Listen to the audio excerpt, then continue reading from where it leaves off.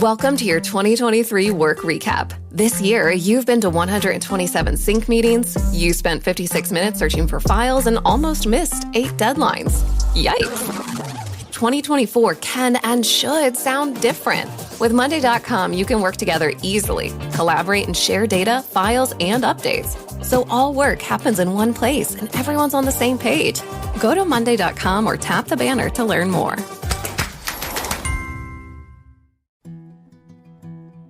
A science story, huh?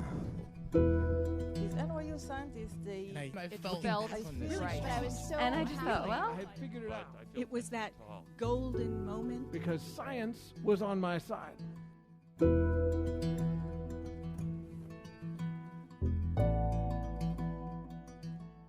Hey everyone, I'm Ben Lilly, and welcome to the Story Collider, where we bring you true stories of how science has affected people's lives.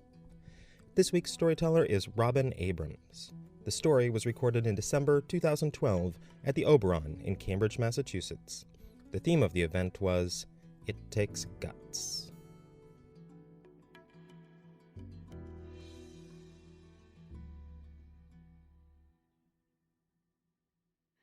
So, I'm 9 years old, and the next door neighbor comes over with a big cardboard box. In the box, handfuls of freshly mown grass. On the grass, 2 little baby rabbits, small enough to fit in the palm of my hand. "Do I want them?" he says. He was out in his yard and had picked them up without thinking twice, and now he realized that his mother might reject them.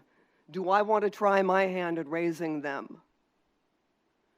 Do you not understand that I am a 9-year-old girl? Some distinct and more alto part of my mind says, as the rest of me shrieks agreement in a pitch so high that a neighborhood dog started to bark down the block. Of course I want the bunnies! My mother wanted to sue the guy. She was a Depression-era baby born in Queens. When it came to animals, she was like some primitive who didn't categorize them according to their mode of locomotion or their dietary requirements, but only according to their ritual cleanliness or uncleanliness. There were the horses in Central Park, which were nice. There was everything else, which was not nice. Intellectually, she could distinguish between species. I was taught that the kitty said meow, meow, and the dog said woof, woof, just like any normal child. But emotionally to her, everything was either a horse or a cockroach. She was furious that I was bringing these not nice baby rabbits into her clean home, and she exacted revenge on me by telling me in graphic detail exactly why the neighbor picked them up in the first place, and the connection between the unusually small size of the litter and the handfuls of freshly mown grass in the box. Oh, the horror, the rabbinity, guts. Which, on a metaphorical level, one of my little rabbits had to a far greater extent than the other. One of them, if I put my hand into the box, would crawl into my hand, happy to be petted, to eat food right off my fingertips. The other one would race in panicky circles. My footprint signaled terror. He treated me like a war criminal. The other was the fat, happy bunny Buddha of his cardboard world. When the time came for me to release them, to turn that box over in an empty lot, one of them made an immediate, mad dash to freedom. The other lingered in the only home he had ever known until my mother kicked the bottom of the box. 2 rabbits. The same rabbity upbringing, the same nightmarish slaughter, the same miraculous rescue. And they were so tiny, their little brains no bigger than pencil erasers. And thus a psychologist was born. Everything I had ever noticed about how the same song would make one person happy and another person sad, how the kids in Oklahoma were nice to me, and then when we moved to Kansas, I got bullied. How Sunday school teachers could find completely different lessons in the same Bible stories. All of these things started to crystallize around these two little rabbits. 2 years later, I read Watership Down. Richard Adams' great best-selling saga of a band of bonny, brave British bunnies who escaped an existential threat and went in search of a better life. I cried for a week. My mother was like, "Honey, it's just a book about cockroaches." And it occurred to me that my two little foster rabbits, if they could tell their own adventures in Watership Down style, would tell very different stories. Were their happy early days or hours the source of a sustaining faith in the goodness of the world, or a childish illusion to be ripped away? Were the mysterious giants benevolent rescuers, or merely a more subtle form of tormentor?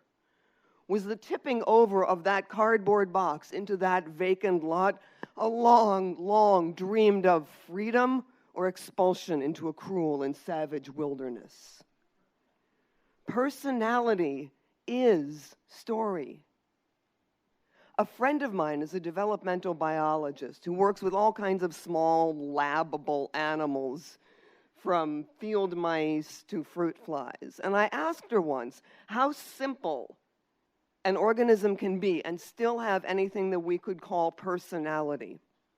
And she said she worked with flatworms that will either plank on the bottom of the beaker or hug up against the side of the beaker. This is it. This is their behavioral repertoire. This is the big choice you face as a flatworm. Being a career counselor for flatworms gets old really fast. She said if you cut one in half, they'll regenerate into two genetically identical, presumably equally traumatized flatworms, very frequently one of which will be a bottom planker and one of which will be a side hugger. Planaria personality. Flatworm flair. We used to say that humans were the only animals who used tools. The only animals who made tools? The only animals who understood morality, the language, money, art? No. We keep getting nudged off that exclusive pedestal more and more. But we are still the only species that tells stories. We are Homo narrativus. Tell me your story and I will tell you who you are. And my story has always been that of the wanderer, of the one born in the wrong place who has to travel to find their true home. And when the day came that, like Hazel and Fiver and Bigwig from Watership Down, I too sensed that the place where I was living, Missouri, was not conducive to my well-being, and I lit out for something better, for Boston, for graduate school in psychology to study the science of stories. And that is my story of science.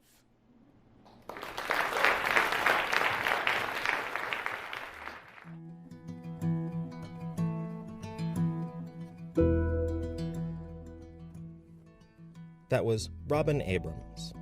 Robin works as a researcher at the Harvard Business School. She also writes the popular Misconduct social advice column for the Boston Globe Sunday magazine, and is the author of the book Misconduct's Mind Over Manners, A Guide to Social Life in 21st Century America. For more science stories, take a look at storycollider.org, where we have our magazine, archives of the podcast, and upcoming events. The Story Collider is produced by me, Brian Wecht, Darren Barker, and Ari Daniel Shapiro. The podcast is produced by Rose Havelith. Additional help from Brooke Williams, Lena Groger, Josh McCall, and Rafaela Benin. The theme music is by Ghost. Special thanks to the Oberon for hosting the show, and to Rabbits for being cute. Thanks for listening.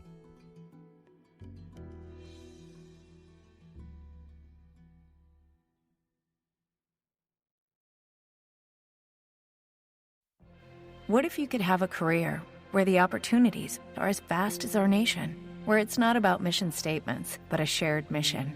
At U.S. Customs and Border Protection, we go beyond to protect more than borders. From ship to shore, air to ground, cities to local communities, CBP agents and officers are keeping people safe. Join U.S. Customs and Border Protection and go beyond for something far greater than yourself. Learn more at cbp.gov/careers.